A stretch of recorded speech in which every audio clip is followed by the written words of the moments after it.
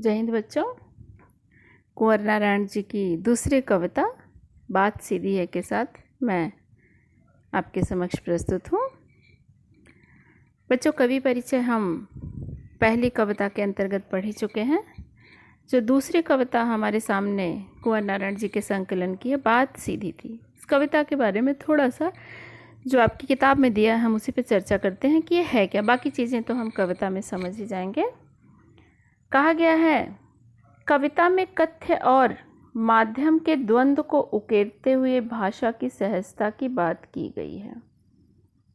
अर्थात कविता में कथ्य यानी जो कही जाने वाली बात है और जो माध्यम है कहने का। आप संचार पढ़ते हैं, आप जानते होंगे कि संदेश को कहने के लिए एक माध्यम होता है। वही चीज़ कह रहे हैं कि कविता में जो कहानी है या कविता का जो स्वरूप है और जो माध्यम है उसमें भाषा की सहजता होनी चाहिए। अगर वो भाषा की सहजता नहीं होगी तो हमें वो समझना बड़ा मुश्किल होता है।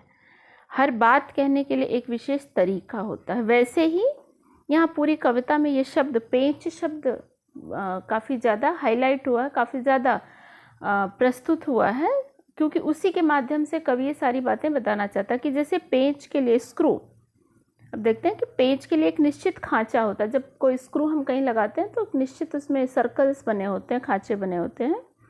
वो वहीं पे जाके बैठता है तो पेंच बंद होती है, अन्यथा वो खराब हो जाती। वैसे ही जिन शब्दों को हम एक दूसरे के पर्याय के रूप में जानते हैं उन सब के भी अपने विशेष अर्थ होते हैं, कि हर शब्द का हर एक अपना स्थान होता है। जैसे किसी चीज़ को एक शब्द हम प्रयोग करते हैं बार बार, कभी कभी हमको ऐसा लगता है कि इसके तो बहुत सारे पर्यायवाची हैं, कुछ और हम रख देते हैं तो ज़बरदस्ती उस वजह से प्रयोग करने से उसकी सहजता खत्म हो जाती है और कभी कभी तो अर्थ का अनर्थ भी हो सकता है। इसलिए अच्छी बात या अच्छी कविता का बनना सही बात का सही शब्द से जुड़ना होता है, और जब ऐसा होता है तो किसी दबाव या अतिरिक्त मेहनत की ज़रूरत नहीं होती। अच्छी कविता का लिखना सिर्फ ये नहीं होता है कि बड़े अच्छे भाव हों, बल्कि उचित शब्द उचित तरीके से प्रयोग किए जाएं तो एक अच्छी कविता बनती है। या कोई बात, आपस में भी हम एक दूसरे से बात करते हैं, एक दूसरे के बारे में जानना चाहते हैं, समझना चाहते हैं, कुछ कहते हैं, तो उसमें भी इसी सहजता की ज़रूरत होती है। कहीं भी बहुत ज़्यादा घुमा फिरा के कुछ कहना या प्रस्तुत करना अच्छा नहीं होता है।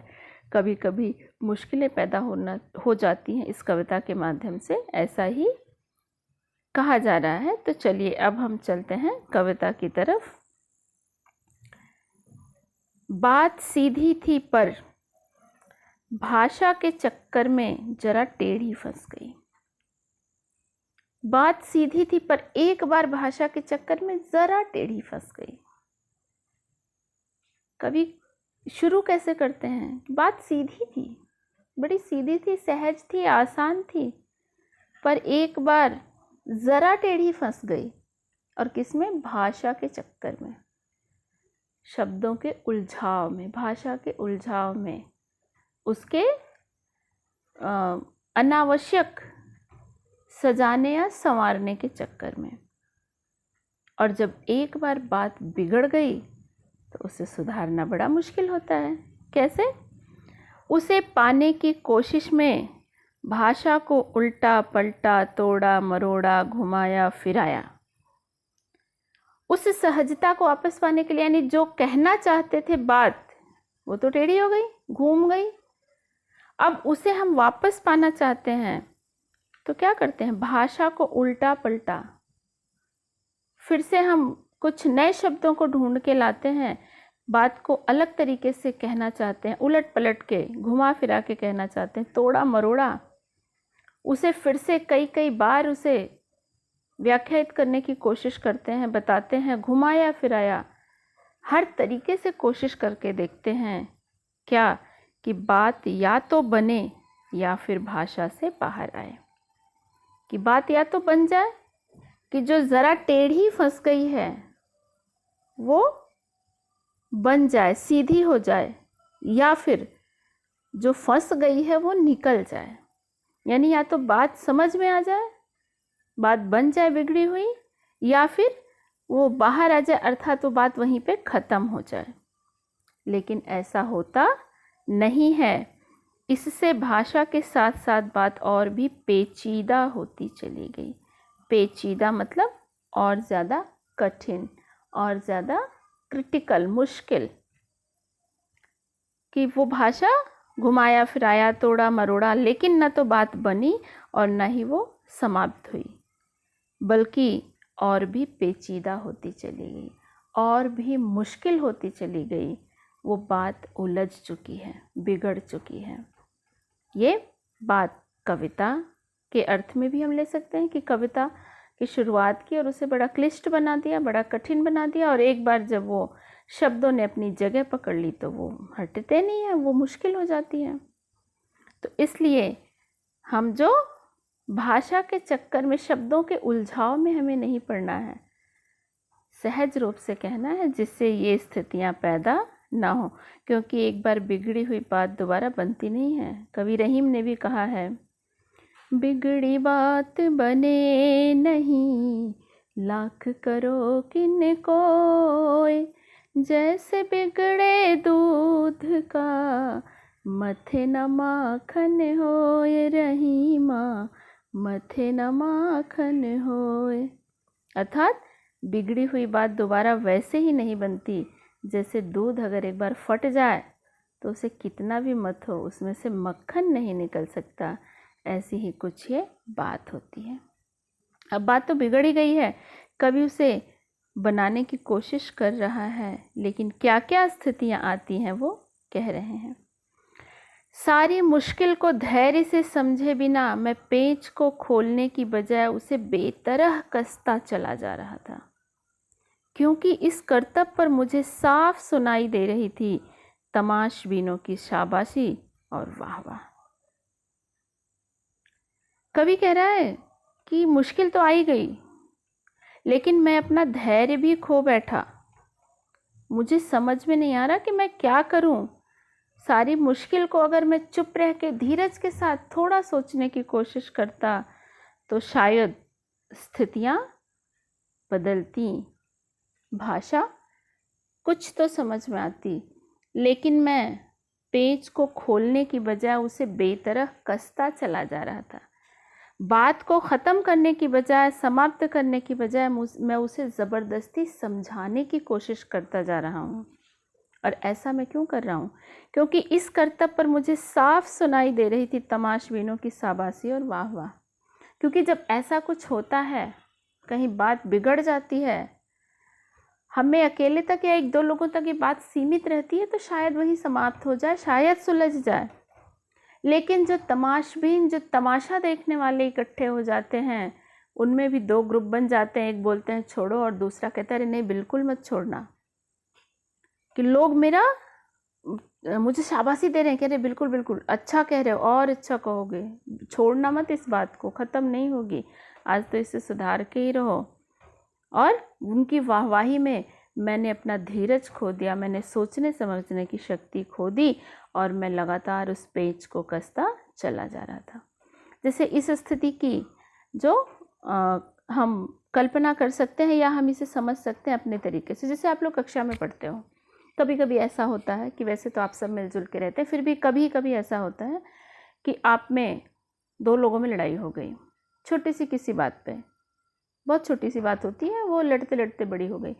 अब आप दोनों अगर लड़ते, आप दोनों में बात हुई और आप दोनों ही आपस में या दो चार समझदार मित्र मिलके चाहे तो बात ख़त्म कर सकते हैं, लेकिन पूरी क्लास में लड़ाई हुई तो दो ग्रुप बन जाता है, एक उनका और एक उनका। और फिर दोनों कि हम किसी से कम नहीं वाली बात के साथ कि नहीं नहीं ऐसा नहीं ऐसा।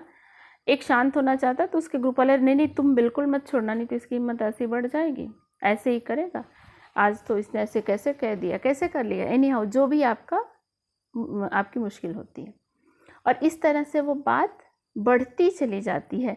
दो बच्चों में शुरू हुई बहस पूरे क्लास के झूठे अभिमान का, स्वाभिमान का प्रश्न बन जाता है। तो ये काम कौन करता है? ये जो तमाशबीन, तमाशा देखने वाले लोग होते हैं, ये हमें बात को सुधारने का मौका नहीं देना चाहते। यही चीज़ यहाँ हो रही है जो कवि कह रहा है कि बात तो बिगड़ ही गई और मेरा धीरज भी खो गया। मैं समझ नहीं पा रहा था कि मैं क्या करूं और मैं लगातार उस बात को समझाने की कोशिश अभी भी कर रहा हूं। आखिरकार वही हुआ जिसका मुझे डर था। ज़ोर ज़बरदस्ती से बात की चूड़ी मर गई और वह भाषा में बेकार घूमने लगी।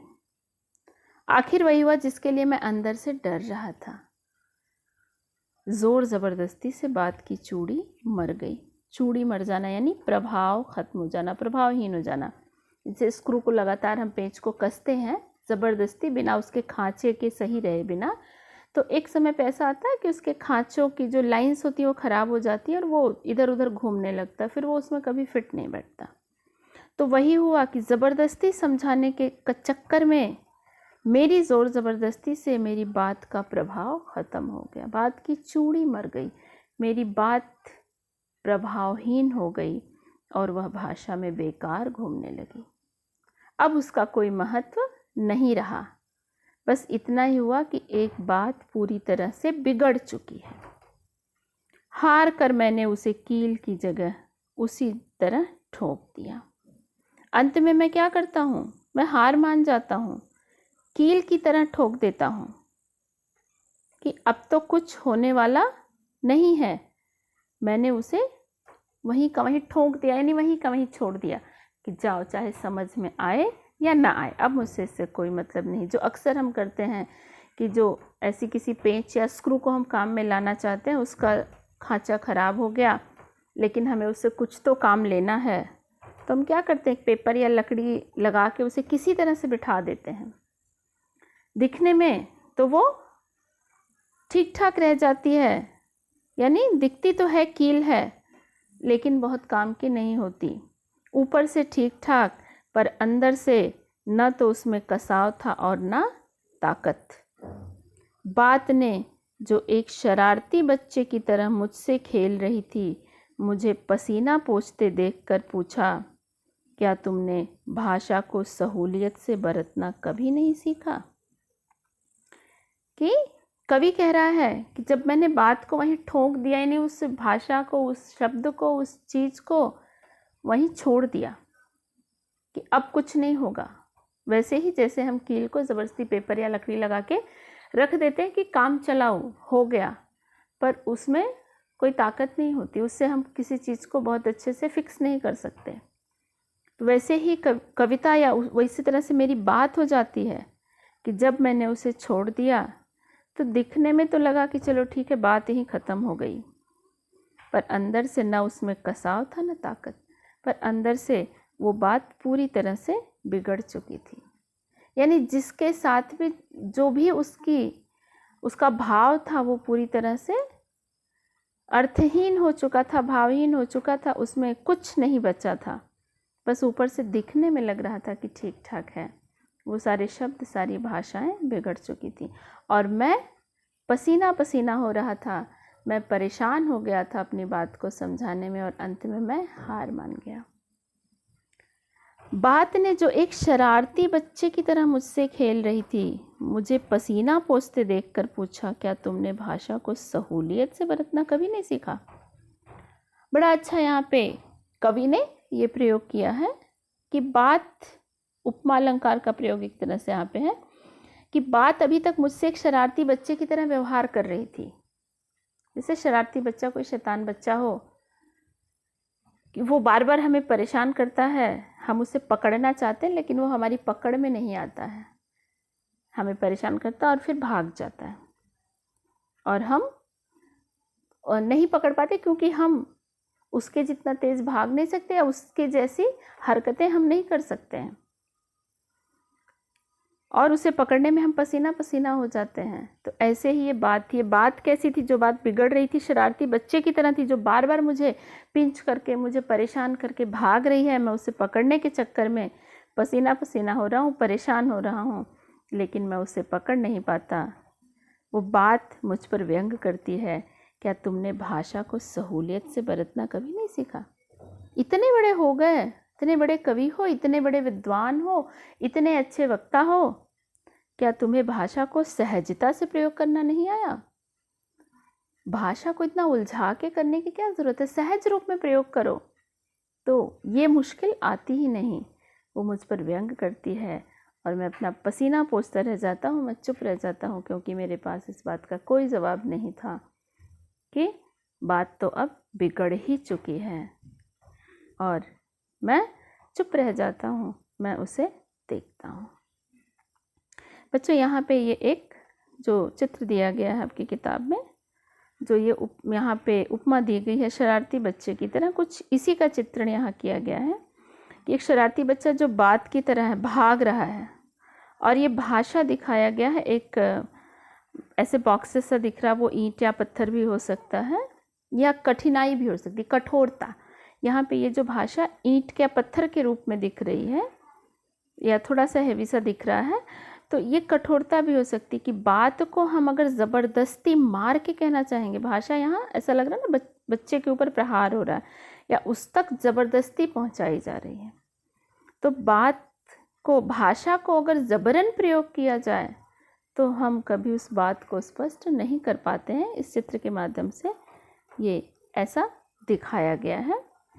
तो बच्चों, ये बात आपको निश्चित रूप से समझ में आ गई होगी कि ये बात बिल्कुल सीधी है और मैंने आपको सीधे और सहज ढंग से ही समझाने का प्रयास किया है कि बात को सीधी ही रखना, कभी ज़रा ज़ोर ज़बरदस्ती वाली बातें नहीं करिए। ऐसा कुछ हम ना करें बोलते समय जो सामने वाले के लिए भी सहज प्राप्य ना हो। आप तो संचार पढ़ते हैं, जिसमें आपको संचार में जो सबसे ज़रूरी चीज़ होती है कि जो माध्यम होता है संचार का, वो दोनों के लिए, जो संदेश भेजने वाला और संदेश पाने वाला, दोनों को माध्यम एक जैसा समझ में आना चाहिए, तभी संचार सफल होता है, तभी फीडबैक मिलता है। कुछ ऐसी ही बात यहाँ भी है कि बात करते समय, कहते समय, वो बात चाहे आपस की रोजाना की बातचीत हो, कोई प्रश्न उत्तर हो, कोई बहुत बड़ी बात हो, कोई भाषण हो, कोई वाद विवाद हो, किसी भी तरह की कोई बात हो, कविता लिख रहे हैं, कहानी लिख रहे हैं, तो हमेशा भाषा का चुनाव ऐसा करें जो सहज हो, सरल हो और उसे समझने के लिए हमें पेंच कसने की ज़रूरत ना पड़े, बल्कि आसानी से समझ में आ जाए और उसका महत्व हमेशा बना रहे, उसकी चूड़ी कभी मरने ना पाए। इस चीज़ का हमें हमेशा ध्यान रखना है। तो धन्यवाद बच्चों, अगले पाठ के साथ फिर मिलेंगे।